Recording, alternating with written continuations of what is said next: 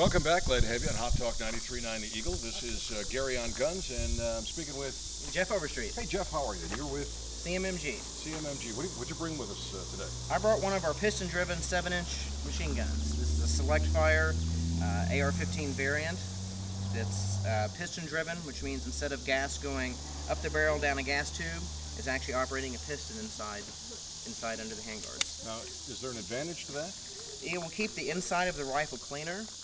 It will also keep all of your hot gases up to the front of the firearm instead of on the inside of it. You know, I know that you guys make a variety of AR-15s, and you make a variety of parts to add to it, like the 22 conversion kit. Do you also have anything else that you make? Do you sell, for instance, sights for them? Or? Yes, we've got all kinds of accessories, different types of buttstocks, target triggers, piston conversions, different caliber conversions.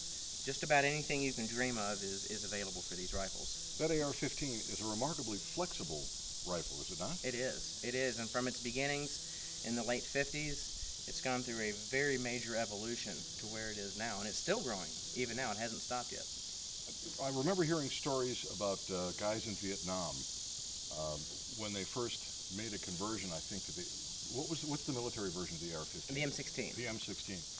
And they were having some problems with them early on, were they not? That's right. You know, they had issues with the type of powder they were using, the lack of chrome lining, the lack of cleaning kits. There was just a lot of lack of support and knowledge on how to take care of the firearms. But in the years since, they've perfected this. That's correct. What about cleaning kits? How difficult are they to clean? They're very easy. You can break the rifle down in half a minute or up to a minute, even if you're not proficient with it, and then just clean it like you would any normal firearm. I know from experience, as I pointed out, my wife and I have an AR-15. I converted it to 22 for practice. It's a lot less expensive, and I'm not a weapons expert. I've never broken down a weapon like that before. And all it required was a few seconds of time, and it just popped open, pulled the one chamber up with the new one in, and it worked. That's right. Let me ask you something else about the barrel itself. When you're going from, say, a regular AR-15, 9mm, whatever, to a 22, doesn't the bullet rattle around in the barrel? Why does it? Well, on the 223 or the 5.56, the bore diameter is a 224 diameter. When you put the 22 in, that's slightly larger than what a 22 is. So yes, it's not optimum for it, but it still allows you to train, keep your eye, get the mechanics down. We do make a dedicated 22 that's the correct chambering and the correct barrel twist to get the optimum accuracy out of that caliber. Now, is this one that you can get a suppressor for? Yes. This one here is our 7-inch M16, and you can shoot it suppressed or unsuppressed. The suppressor on this one just simply screws right onto the end of the flash hider. Now, there's a law here in Missouri that's going to change shortly on That's suppressors. right. Can you tell us about that? Yeah, August 28th. The restrictions are going to be relaxed. Beforehand, you had to have some type of an FFL in order to own a suppressor in Missouri. Now, Missouri is just like most of the rest of the country, where all you need to be is over 21, pass the background checks, which it takes about up to 16 weeks, and pay the one-time $200 transfer tax. It's been that way ever since 1934. So would you recommend that listeners do this as quickly as possible? Do you think there's going to be a backlog? There's going to be a pretty good backlog and a pretty good rush on suppressors, but it's not like you get it the same day anyway. You have to go through that wait. And the ATF has examiners that are dedicated just to Missouri. That all they do is residents from Missouri to do these transfers. Now I know that Black Rifle carries a lot of your equipment, and will they be carrying those suppressors? Yes, Black Rifle carries a few different manufacturers of suppressors, different calibers, lengths, different features and enhancements. Just like a car, just like a firearm, you can get one for however much you want to spend. All right, so if listeners, viewers want to go and find out what CMMG makes, where do they go on the web? For CMMG, you can go to our website, cmmginc.com. For those that are local here in Missouri and Columbia especially, 800 Vandiver is where Black Rifle is located, or at blackriflellc.com. I drool every time I go in there. Will you demonstrate this for us, Jeff? Sure thing. All right.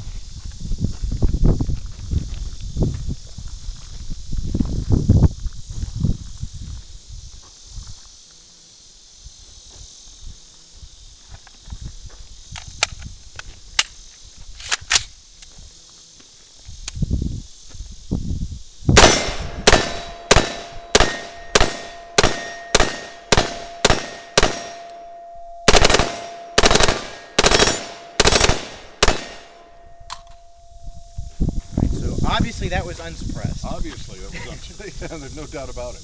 And what we can do is we can take the suppressor and screw it, just simply on to the outside of the hider here. I might point out that we are both wearing goggles, we're both wearing ear protection, and if anybody comes out shooting, especially if you're new at this and you're not aware of this, there's just no substitute for safety.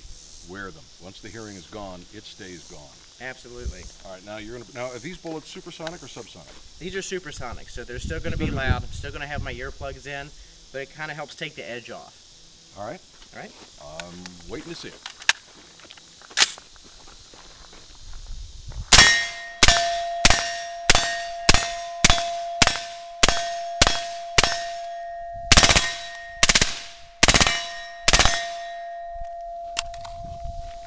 That was an incredibly noticeable difference.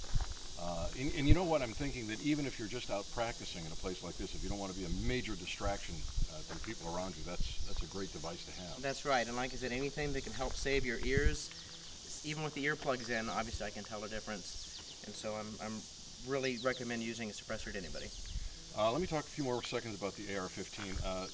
If I wanted to mount a flashlight to this thing has a rack for it. This will actually... Right, this has a rail system on it, so you can mount a vertical grip, bipod, light, scope, laser, any type of accessory will fit right onto these standard pattern rails. And I can get those all at Black Rifle too? That's correct. All right, great. What is this other weapon you have?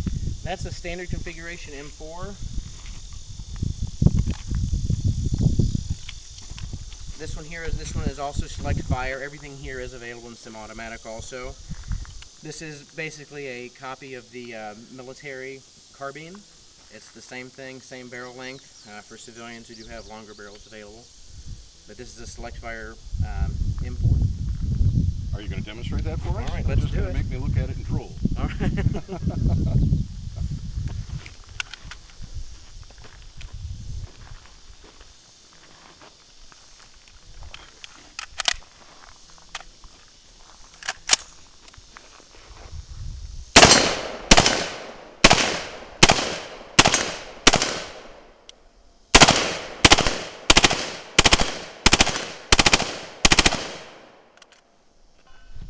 Well, that was remarkably loud. Now, I noticed that your target today, with this particular weapon, was quite a bit further away. Why was that?